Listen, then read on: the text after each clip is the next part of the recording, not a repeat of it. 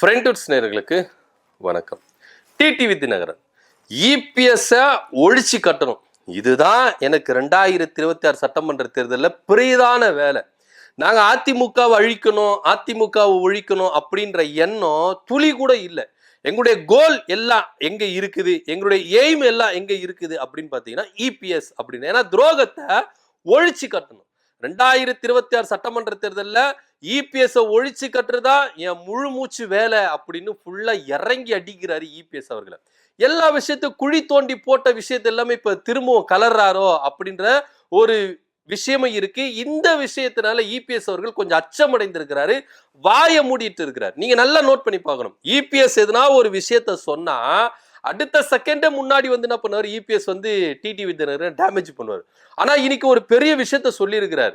ஆனா இந்த விஷயத்த வச்சு யாருமே இது வரைக்கும் என்ன பண்ணல, ஓப்பனா எதுவுமே சொல்லவே இல்லை. கொடநாடு கொள்ளை வழக்குல இபிஎஸ் அவர்கள் என்ன தேடிட்டு இருந்தார் தெரியுமா? எந்த தேட வச்சு ஆட்கள் அனுப்புனாரு கொடநாடு எஸ்டேட்டுக்குள்ள பங்களாக்குள்ள அப்படின்னு தெரியுமா? அப்படின்னா சில டாக்குமெண்ட்களை தேடிதான் இபிஎஸ் என்ன பண்ணாரு, ஆட்களை உள்ள அனுப்புனாரு. ஆனா அந்த டாக்குமெண்ட்டை நானும் டாக்டர் வெங்கடேஷ் என்ன பண்ணிருக்கோம், கிழிச்சு போட்டுட்டோம் அப்படின்னு சொல்லியிருக்காரு. இதுல அவர் இன்னொரு விஷயத்த சொல்லியிருக்கிறார்.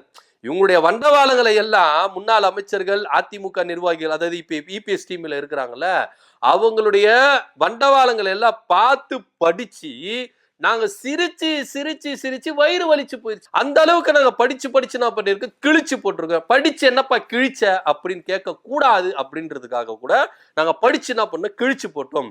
அது ஒரு வடிவேல் படத்துல சொல்லுவாங்கல்ல, படித்தவுடன் கிழித்து விடவும் அப்படின்ற காமெடி மாதிரி இவர் படிச்சு என்ன பண்ணிருக்காங்க, கிழிச்சு போட்டிருக்கிறாங்க.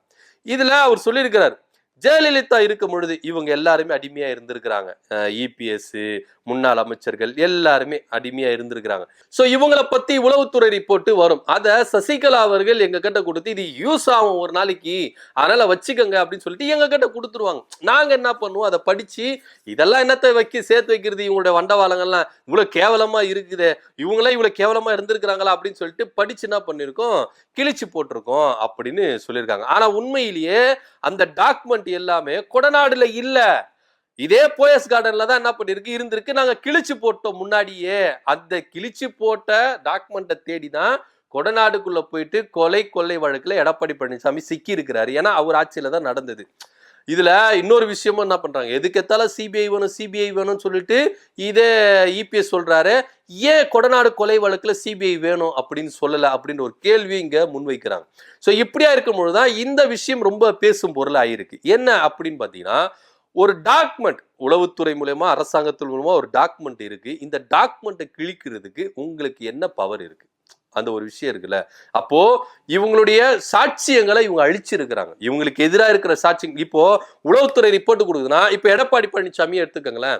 இவர் பொதுத்துறை அமைச்சரா இருந்தார். இவர் இருக்கும்போது இவர் என்னென்ன ஊழல் பண்ணாரு, என்னென்ன விஷயங்கள் செஞ்சிருக்கிறாரு, என்னென்ன இவர் மேல குறைகள் இருக்கு, இவர் எந்த இதுல முறைகேடுகள் பண்ணியிருக்காரு, இப்படின்ற ஒரு விஷயமும் டாக்குமெண்ட் இருந்திருக்கும்ல, ஜெயலலிதாவுக்கு போயிருக்கும்ல.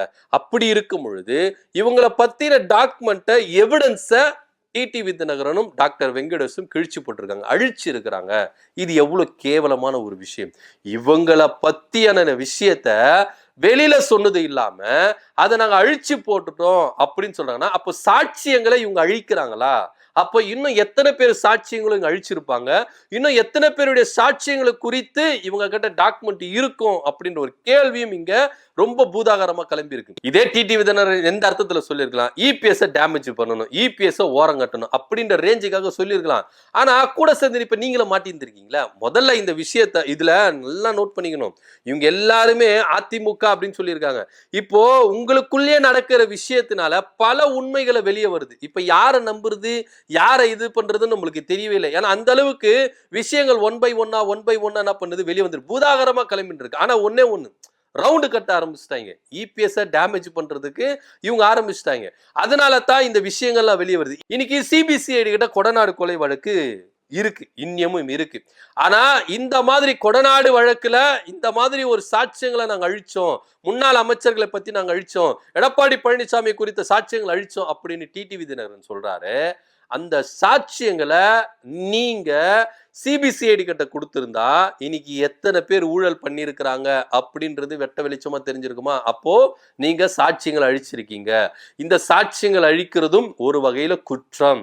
அப்போ டிடிவி தினகரன் மேலையும் டாக்டர் வெங்கடேஷ் மேலையும் வழக்கு பதியப்படுமா அப்படின்ற ஒரு கேள்வியும் இங்க இருக்கு. ஆக மொத்த அதிமுகல இருக்கிறவங்க எல்லாருமே ஒரே குட்டையில விழுந்த மட்டைங்க அப்படின்ற ரேஞ்சில தான் டிடிவி தினகரனுடைய ஸ்டேட்மெண்ட் என்ன பண்ணுது வெளியே வருது. அப்போ இப்போ என்ன பண்ணணும்? வழக்கு தொடரும். காவல்துறை என்ன பண்ணணும்? வழக்கு தொடரணும். சிபிசிஐடி வழக்கு தொடரணும். டிடிவி தினகரன் மேலேயோ வெங்கடேசன் மேலேயோ வழக்கு தொடர்ந்து என்னென்ன சாட்சியங்கள் அழிச்சிங்க அது ரெக்கார்டு நிச்சயமா இருக்கும். இப்போ டிடிவி தினகரன் என்ன சொல்றாரு? எங்களுக்கு இது தேவைப்படலை, அதனால என்ன பண்ணோம், அழிச்சிட்டோம் அப்படின்னு சொல்றாரு. நிச்சயமா ஒரு நாள் தேவைப்படலை. இன்னும் இவங்களை பத்தின டாக்குமெண்ட்டுகள் எல்லாமே இருக்கும். ஏன்னா வெறும் கரடி பொம்மையும் வாட்சியம் திருடுறதுக்கு மட்டும் இவ்வளவு பெரிய கொலைலாம் கொடநாடுல நடந்திருக்காது. அதுவும் அது எவ்வளவு பெரிய செக்யூரிட்டியான ஒரு ஏரியா. அந்த ஏரியால போயிட்டு இவ்வளவு சர்வசாதாரணமா உள்ள போயிட்டு வெளியே வந்துட முடியாது அப்படின்றதையும் இங்க நம்ம என்ன பண்ண வேண்டியது, பார்க்க வேண்டிய ஒரு விஷயமா இருக்கு. ஏன்னா நீங்க நல்லா நோட் பண்ணிக்கோங்க, எடப்பாடி பழனிசாமி ஆட்சி, சசிகலா ஜெயில இருக்கிறாங்க, டிடிவி தினகரன் கட்சியில இருந்து விலகிட்டாங்க. இந்த இடைப்பட்ட கேப்ல நமக்கு எதிரான சாட்சியங்கள், நமக்கு எதிரான இருக்கிற டாக்குமெண்ட்டுகள் எல்லாமே கொடநாடு பங்களால தான் இருக்குது. அதனால போயிட்டு அதை எடுத்துட்டு வாங்க அப்படின்னு தான் இபிஎஸ் அவர்கள் இந்த வேலையை செஞ்சிருக்கிறாருன்னு டிடிவி தினகரன் சொல்றாரு. ஆனா அந்த டாக்குமெண்ட் எல்லாம் போயஸ் கார்டன்ல இருந்தது. அதை நாங்க என்ன பண்ணிட்டோம், அப்பயே படிச்சு கிழிச்சு போட்டுட்டோம். இதெல்லாம் ஏன்னா அந்த அளவுக்கு கேவலமா இருந்துதான் இவங்களை பத்தின விஷயங்கள். அப்படி இருக்கும் பொழுது நீங்க அதை என்ன பண்ணிருக்கணும், சப்மிட் பண்ணிருக்கணும். இவ்வளவு உண்மையா நியாயமா டிடிவி தினகரன் பேசுறாருன்னா, இவ்வளவு விஷயங்கள் பொது வெளியில சொல்றாருன்னா, அப்பவே நீங்க அந்த எடப்பாடி பழனிசாமிக்கோ இல்ல முன்னாள் அமைச்சர்களுக்கோ எதிராக இருக்கிற ஃபைல்களை உண்மையிலேயே நீங்க நியாயமா இருந்தா, மக்களுக்காக இருந்தா, ஜெயலலிதாவுடைய வழக்குல நீங்க உண்மையை கொண்டு வரணும் அப்படின்னு நீங்க நினைச்சீங்கன்னா, கொடநாடு கொள்ளை வழக்குல உண்மை வெளியே வரணும் அப்படி நீங்க நினைச்சீங்கன்னா, எல்லா டாக்குமெண்ட் எடுத்துன்னு வந்து என்ன பண்ணிருக்கணும், சிபிசிஐடி கிட்ட கொடுத்துருக்கணும். ஆனா இது அவங்க பண்ணவே இல்லை. அந்த சாட்சியங்கள் எல்லாம் அழிச்சிருக்கிறாங்க. இப்போ எடப்பாடி பழனிசாமி நான் மாட்டி விடுறேன் அப்படின்ற ரேஞ்சில இவங்களே மாட்டிக்கிட்டாங்க. இப்ப எடப்பாடி பழனிசாமி தப்பு செஞ்சிருக்கிறாருன்னா, செஞ்ச தப்புக்கு ஆதாரங்கள் அளிச்சிருக்கீங்களா? அப்ப நீங்களும் என்ன பண்ணிருக்கீங்க, அந்த தப்புக்கு உடந்தை போயிருக்கீங்க அப்படின்ற கோணத்துலதான் எல்லாருமே இன்னைக்கு விமர்சனங்களை முன்வைக்கிறாங்க. ஆனா ஒரே ஒரு விஷயம் தான், அதிமுகவுல கொடநாடு கொள்ளை வழக்குல எந்த விஷயத்தை தேடி போனாங்களோ அங்க அந்த விஷயம் இல்ல, ஏமாற்றத்தோட தான் வந்திருக்கிறார் எடப்பாடி பழனிசாமி. பயந்துட்டார். என்னை கட்சி விட்டு நீக்குறதுல, எங்க சித்திய ஜெயிலுக்கு அனுப்புறதுல எடப்பாடி பழனிசாமி பயந்துட்டாரு. நாங்க அவர் அந்த டாக்குமெண்ட் எல்லாம் வச்சு பழி வாங்குவோம், வெளியே கொண்டு வந்துருவோம்னு. ஆனா உண்மையிலேயே அதை தேடிதான் இந்த விஷயத்துக்கு போனாரு. அது அங்க இல்ல, ஏமாந்துட்டாரு. ஏமாந்துட்ட ஒரு விஷயத்துலதான் ரொம்ப கோபம் அடைஞ்சு பல விஷயங்களை இது வரைக்கும் செஞ்சுட்டு இருக்காரு அப்படின்ற ஒரு தகவலையும் டிடிவி தினகரன் நீங்க முன்வைக்கிறாரு. ஆக மொத்த இங்க எல்லாருமே தப்பு செஞ்சிருக்கிறாங்க, எல்லாருமே ஊழல் பண்ணியிருக்கிறாங்க. எடப்பாடி பழனிசாமியும் முன்னாள் அமைச்சர்கள் செஞ்ச ஊழலுக்கும் முறைகேடுகளுக்கும் டிடிவி தினகரனும் ஆதரவா இருந்திருக்கிறாரு. அதனால தான் அந்த சாட்சியங்களை அழிச்சிருக்கிறாரு அப்படின்ற ஒரு கருத்தும் இங்க முன்வைக்கப்படுது. இதை பத்தியோட கருத்து என்ன அப்படின்ற கீழே கமெண்ட் பண்ணுங்க. நன்றி, வணக்கம்.